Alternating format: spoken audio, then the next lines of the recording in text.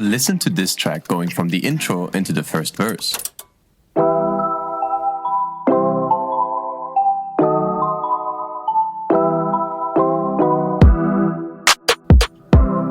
Now listen to the same track, but with a small difference.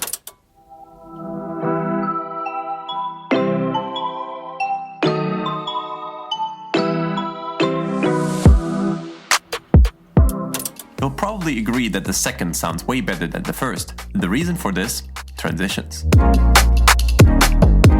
You often find that the difference between the sections which feeling static and boring and feeling natural and musical lies in the usage of a fitting transition. Today we want to look at 5 ways to build transitions, starting simple and then getting gradually more complex. And at the end we will put all the techniques we've shown together.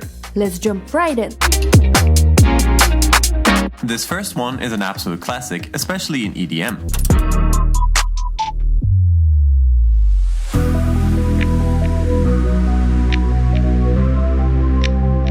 Noise sweeps and swooshes are fairly straightforward, and you can find a variety of pre-made samples or make your own. We have covered sampling in detail before, so be sure to check it out if you haven't already. We could utilize these sounds in a few ways. We could have an uplifter, which builds tension, or we could use a downlifter as an energy release. Often, we would hear both, as this approach is particularly great for build-ups into drops.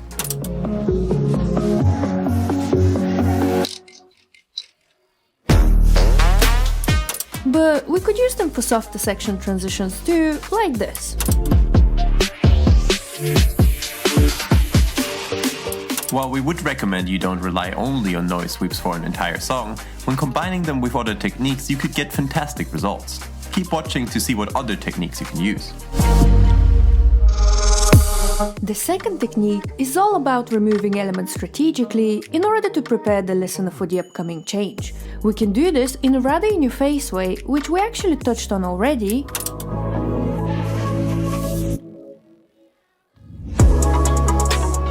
Here we cut out all the instrumental elements right at the end of the pre-chorus in order to maximize the impact of the chorus or the drop. However, you can use this technique when transitioning between other sections too.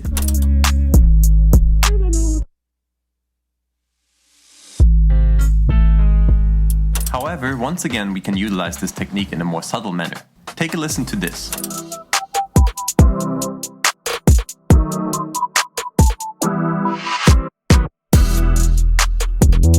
Here we only removed some of the instrumental elements. While this technique may be tricky to spot at first, it is incredibly powerful.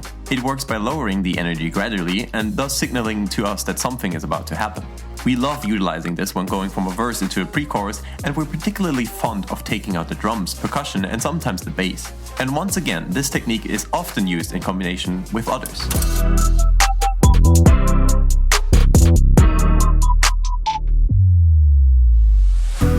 We've talked about the specific technique in our production series, and it is commonly used in many songs you know and like too.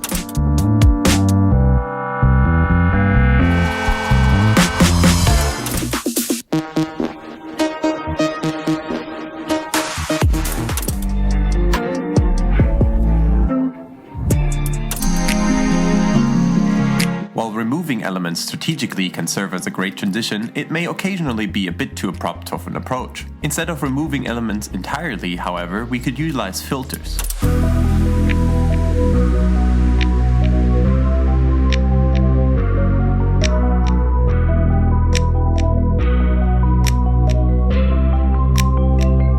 Filters remove or add frequencies from an instrument in a gradual manner, which lowers or increases the energy rather smoothly. Bringing back frequencies, which we also refer to as opening up the filter, is often found in transitions from the pre-chorus into the chorus.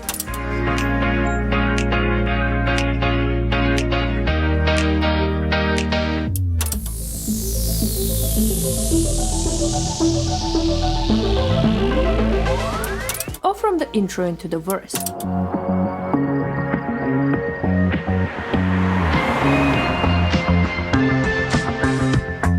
However, you can also do the opposite, i.e. close the filter, which we have noticed showing up quite a bit recently.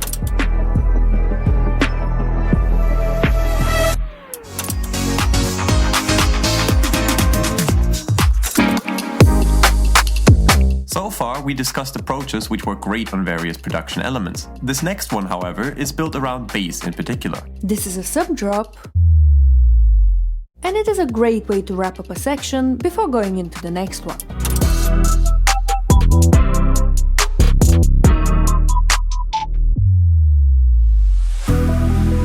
We like to use it when going from a chorus into a bridge, but it is a fairly versatile one.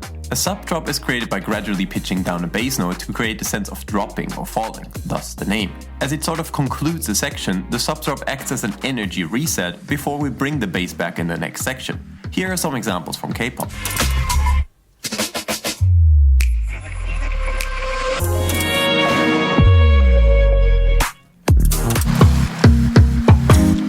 Finally, we want to highlight another classic. This transition approach is a particular favorite of ours and can be a bit more abrupt, which is exactly what makes it so intriguing.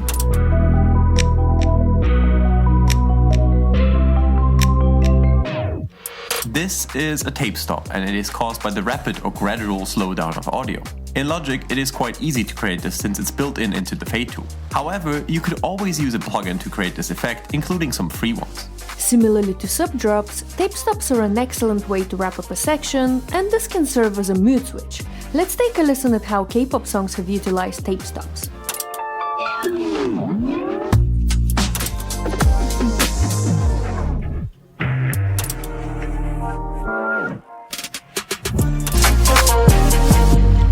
Now that we've explored all 5 techniques, let's hear the track we played in the beginning of this video again.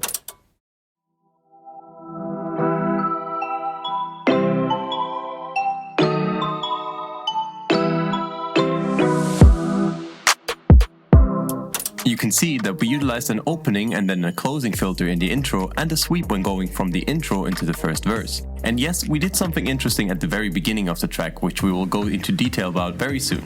If you need some extra help in the meantime, you can book us for private coaching on Ko-fi. Do it now, as we have limited availability. Now let's listen to the full track and see if you can spot all the transitions that we used. And don't worry if you can't, because we will still make a proper breakdown video of this instrumental too.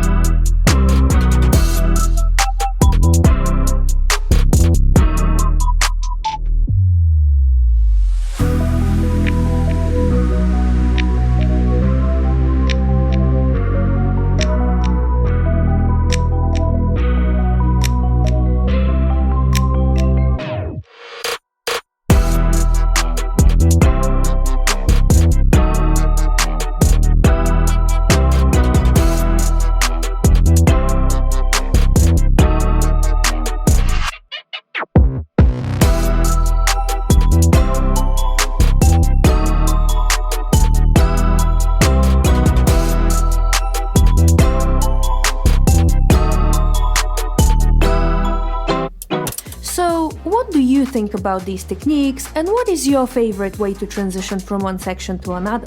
Let us know in the comments below or over on our free Discord community that you can join via the link in the description.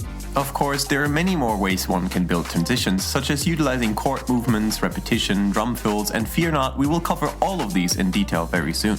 And if you want more K-pop production and songwriting videos like this one, please consider supporting us on Ko-fi, as well as liking this video and subscribing to our channel. Make sure to ring the bell, as this is truly the real subscription on modern YouTube, and it helps us out a lot. Huge thanks to our amazing Ko-fi supporters, and see you in the next video.